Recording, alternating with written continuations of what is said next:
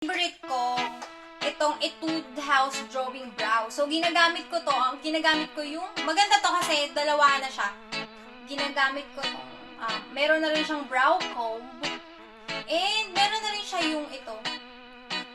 Maganda yung shape nung ano niya. Maganda yung shape nitong,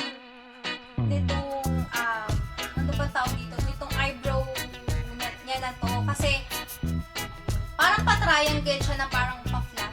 Mas madali siyang gamitin kasi hindi siya yung nakakagulat na sumusulat ka agad. Hindi siya yung magmumukha kang Dracula sa kapal ng brows. 148 pesos sa Etude House. And ito din, Nichido Mineral Precise Eye Pencil in Taupe. So ito yung swatch niya. Maganda to para sa mga may color yung hair. Ito, gamit ko siya ngayon. Ito yung shade niya.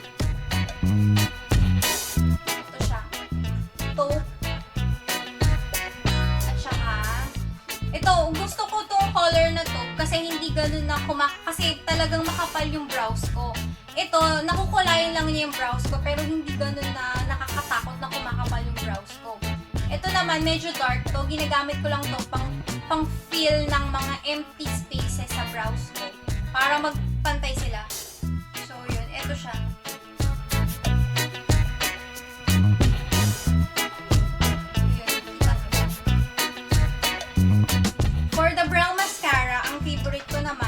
Is this from Maybelline, 389 pesos. Kasi light din yung color niya. Ito siya. Kita niyo ba? Pero ang ayaw ko lang dito is yung shape ng wand niya.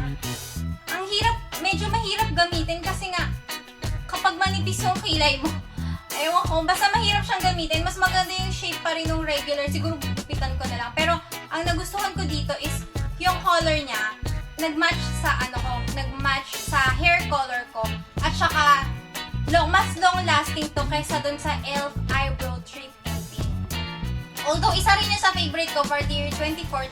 Kaso hindi ko naman papakita sa inyo kasi hindi ko alam kung saan ko siya nailagay. Pero yun, kasama yun silang dalawa, yung e.l.f. Eyebrow Treat and Pin at saka ito. Maybelline Pure Concealer Mineral Healthy Natural Concealer. 429 pesos, pero pag binili mo siya, pero ito hindi ko to binili, nakuha ko lang to sa naipon kong points sa Empire Card ng Maybelline. Ang shade nito ay 01. Kaya ako siya nagustuhan kasi nagagamit ko siya as a concealer and a highlighter in one, pang highlight ng under eyes ko. And yun, maganda siya, hindi siya kagaya ng ibang concealer na madaling mag-crease. Ito, so far, okay naman siya, hindi siya ganun na kalala mag-crease na concealer. Kasi talaga normally, ang concealer talaga is nag-crease, diba? So, pero ito, so far, sa akin, okay siya. Maganda. Sa powders naman, ito lang ang favorite kong gamitin for the year 2014. So, ito sila. Unahin muna natin tong FS2 Way Cake. Kaya ko to nagustuhan kasi yellow yung undertone niya. Ang shade ko dito ay silk. So, yun. Maganda siya, pero hindi ganun ka-okay yung coverage niya. Nitong pero sa akin, ang nagustuhan ko, talaga nag-brighten yung face ko kasi yellow yung undertone at saka ito yung pinaka-color na nag-match sa skin tone ko, itong silk. Pero kung ang hanap ko naman ay coverage, ito rin, maganda rin tong Maybelline, ito, 299 pesos yung refill, tapos 399 kapag may compact. And itong Maybelline BB Silk Clear Smooth Cake Powder in the shade 02 Nude Beige. Ito siya. Ito, gusto ko din siya. Ito yung, niya. Ang ganda ng packaging, diba? Ito yung compact niya. And so, yun. As you can see, sobrang paubos na siya. Ang shade dito ay Nude Beige. So, yun. Maganda siya. Ito rin, itong face powder na hindi rin ang face ko. So, meron na rin siyang sponge dito. Tsaka may nalagyan ng sponge. Ayun, ito rin pala ganun din. Itong FS, ito. Kung napansin nyo, iba yung sponge niya kasi mas gusto kong gamitin yung mga powders ko ng wet kasi nga oily yung skin ko at saka hindi ako pinipimples kapag wet yung ginagamit ko. Unlike kapag katuyo yung doon ako pinipimples eh. So, yun. And, ito last, for Max Factor. Kapag alam ko na, kapag gusto ko na yung two-way cake ko ay magtatagal ng matagal na panahon at saka kailangan ko ng sobrang coverage kapag lalo na marami akong breakouts. Ito talaga yung ginagamit ko for 875 pesos. Ang shade ko nito ay 01 Porcelain. Ito yung loob. 01 Porcelain. So, 875 pesos, 399 pesos, and ito is 339 pesos yata. For the although hindi ako mahilig sa liquid foundation kasi sobra talagang oily ng skin ko and para sa akin ang hirap gumamit ng liquid foundation. Pero kung gagamit ako ng liquid foundation, ito ang favorite ko for this year, 2014. Max Factor Facefinity All Day Flawless 3-in-1 Foundation.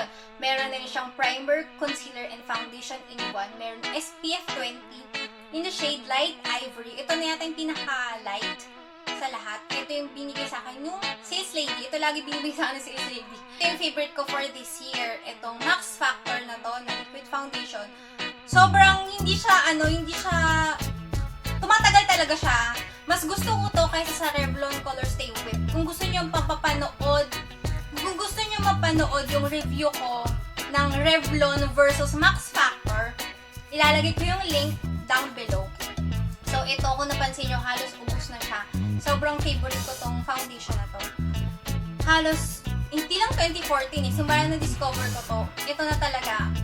Pag liquid foundation, ito lang talaga ang ginagamit ko. So far, yun. Siguro, titigil lang ako dito kapag nakahanap ako ng mas maganda pang foundation. So, yun. My shampoo pala, favorite ko for this year is this Tresemme Thermal Recovery na shampoo. Kasi, kaya ko to nagustuhan kasi yung hair ko, kasi dati sobrang na-damage siya gawa nga nung nagpakulot ako and then pinariban ko and then pinakulot ko ulit. So, sobrang na-damage siya. So, ito na-lessen yung pagda-damage ng hair ko. Itong Tresemme Thermal Recovery. Favorite ko to for this year. Halos everyday ko itong ginagamit. And for my conditioner, itong Cream Silk Hair Fall Defense. Totoo siya na nalilesen yung pag-hair fall ko. Ewan ko, hiyang sa akin tong Cream Silk na to. Nag-green, nalilesen yung pag-hair fall ko kapag itong ginagamit ko. And di ba kung napansin nyo, nung umpisa ng year na to, pinakulot ko yung hair ko, medyo curly yung hair ko. And ang naging favorite kong conditioner nung time na is the Finesse Finesse na conditioner. So, ipa-flash ko na lang yung photo, wala nang tinapon ko na kasi straight na yung hair ko. Okay, so yun. Kasi hindi niya, naano niya yung curly, parang nagkakaroon ng volume yung hair ko, nagkakaroon ng bounce. Yun yung conditioner ko nung time. Pero since straight na yung hair ko, and ito na yung ginagamit ko, itong Clean and Clear Active Clear Acne Clearing Cleanser. Hindi naman siya ganun ka-effective kagaya ng acne clearing cleanser. Hindi naman siya ganun ka-effective na totally mawawala yung pimples mo. And wala talagang ganun na facial wash eh. Walang ganun. Ewan ko, para sa akin, walang ganung facial wash. Pero ito kasi hindi ako nag-breakouts dito. At saka yung feeling after mong maghilamos is madulas yung skin. Tapos, hindi harsh. For me, hindi harsh sa skin. Tapos, natatanggal niya yung makeup ko. Ang makeup ko lang naman is yung Nichido na eyeliner. Tapos, yung Heng Fang na mascara. Ito, natatanggal niya yung makeup ko. Hindi ako gumagamit na kasi ng makeup remover. Kasi feeling ko nabubulog lang yung face ko tsaka yung eyes ko kapag nag-wipe ako ng mga kung ano-ano makeup remover. So, for everyday ko, ginagamit ko lang naman yung Heng Fang at saka yung Nichido 24-hour tattoo effect eyeliner pen. So, madali siyang matanggal. Facial wash lang, ito lang. Natatanggal na siya. Parang ano siya, nakakatanggal siya ng makeup, ng dirt, pero gentle sa skin. Hindi na totally mawawala yung pimples mo. And wala talagang ganun na facial wash eh. Walang ganun. Ewan ko, para sa akin, walang ganun facial wash. Pero ito kasi hindi ako nag-breakouts dito. At saka yung feeling after mong maghilamos is madulas yung skin. Tapos, hindi harsh. For me, hindi harsh sa skin. Tapos, natatanggal niya yung makeup ko. Ang makeup ko lang naman is yung Nichido na eyeliner. Tapos, yung Heng Fang na mascara. Ito, natatanggal niya yung makeup ko.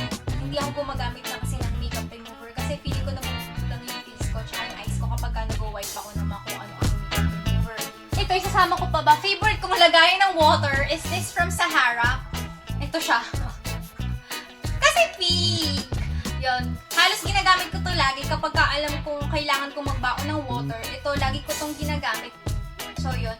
Ito siya. Ang pinagusto ko siya sa kanya, ito. Meron siyang lalagyan. In termo siya. Hindi ko na mapakita sa inyo yung mag-flash na lang ako ng photo.